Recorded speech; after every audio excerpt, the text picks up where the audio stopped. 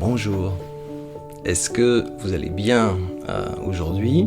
Et c'est une vraie question, quand je vais vous dire que je vous espère là, dès maintenant, une semaine bonne, c'est une vraie espérance de moi pour vous. Dans cette nouvelle semaine, je vous espère du courage, de l'inspiration. Et donc oui, cette nouvelle semaine, je vous l'espère, stimulante et nourrissante. Et pour parler de nourrissante et de nourriture, je vais faire une transition un peu facile vers le pain qui se multiplie, ces récits incroyables qui disent qu'avec une toute petite boîte à tartines dans laquelle il y a juste 7 cooks et 3 sardines, des stades entiers auront de quoi manger et à leur faim encore bien. Et Marc raconte ça 2 fois, pas exactement de la même façon, mais 2 fois, il revient sur ce principe. Au chapitre 6 d'abord, on s'en souvient, c'est quand Jésus avait envie de traverser vers l'autre rive et de se reposer et que la foule réussit à arriver avant que le bateau n'arrive sur la rive. Et maintenant ici, au début du chapitre 8. Il y a ici des exégètes qui supposent qu'il s'agit là d'un simple redoublement, peut-être pour insister un petit peu. Mais en vérité, la composition même de l'évangile raconte autre chose, raconte l'importance de la succession de ces 2 séquences. L'intérêt de répéter la séquence incroyable que ça représente, c'est d'observer la réaction de ceux qui sont là les 2 fois, à savoir les disciples. La 2e fois, ils agissent comme si c'était la première fois. Et ça paraît dingue. On dirait qu'ils comprennent toujours pas qui est Jésus, ce qu'il fait, comment et pourquoi il le fait. Ils disent au verset 4, « Où pourra-t-on trouver du pain dans un endroit désert ?» C'est exactement la même question un peu foireuse qu'on trouve au chapitre 6, verset 37. « Mince alors, toutes les boulangeries sont fermées, sûrement, à cette heure-ci. Comment est-ce qu'on va se débrouiller avec tous ces gens ?» Franchement. Alors il y a une chose qui se détache, c'est à qui Jésus adresse ce geste à nouveau.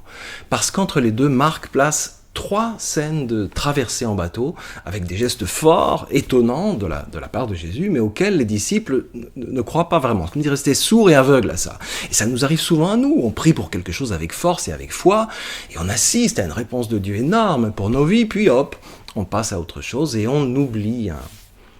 Jésus dit plus tard aux disciples, « Mais c'est quoi votre problème à vous? Vous êtes aveugles ou quoi? Vous avez des yeux et vous voyez pas, vous avez des oreilles mais vous n'entendez pas, au verset 17 et au verset 18. En fait, aucune des 5 occasions où il leur a été donné de faire l'expérience de la puissance de Jésus, ils ne se sont ouverts à la foi. Et ça devrait être pour nous une incitation à toujours lire la parole, les yeux et le cœur ouverts, les sens en éveil total, pas lire en hochant la tête, non, lire en étant en éveil total. Autre chose, c'est pas juste une histoire d'apprentissage, de la générosité, genre qui a quoi dans sa boîte à tartines, tu n'as qu'une petite tartine, alors donne un petit peu de ta petite tartine à ceux qui n'ont rien. C'est pas juste une histoire de gens qui ont oublié leur goûter pour après la piscine, non. C'est pas un récit magnifié d'une sorte de banalité quotidienne, évidemment non, c'est un événement extraordinaire. Chaque fois, c'est une épiphanie splendide du geste de Jésus et de la gloire divine dans ce geste-là.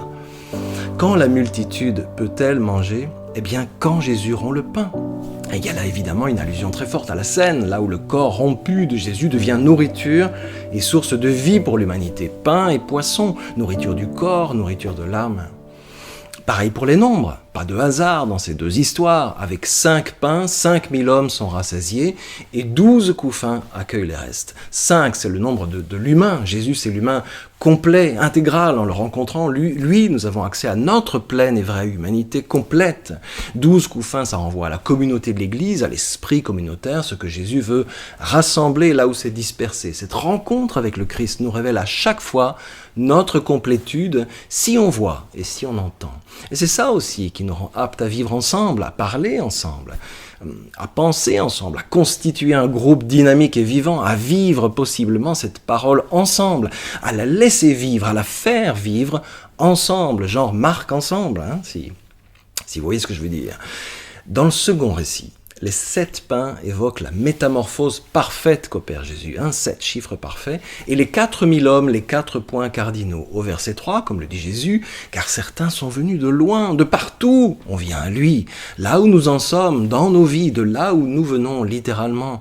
Nos expériences de vie nous rassemblent autour de lui. Nos vies, d'où qu'elles viennent, quelle que soit leur origine, leur nature, leur couleur, leur douleur.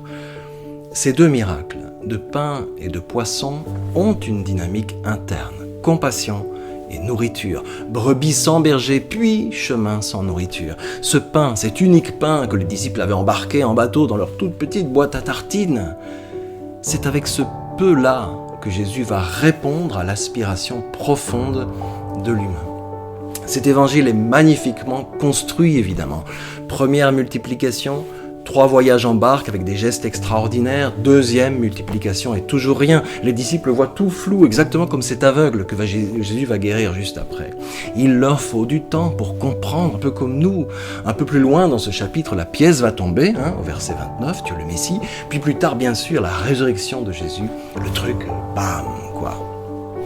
Apprenons à goûter le pain, soyons attentifs aux miracles quotidiens, à l'émerveillement ordinaire de chacun de nos jours. C'est à travers ces instants-là minuscules et agissants et qui nous mettent en mouvement que notre foi peut être nourrie et s'épanouir, devenir grande et vivante.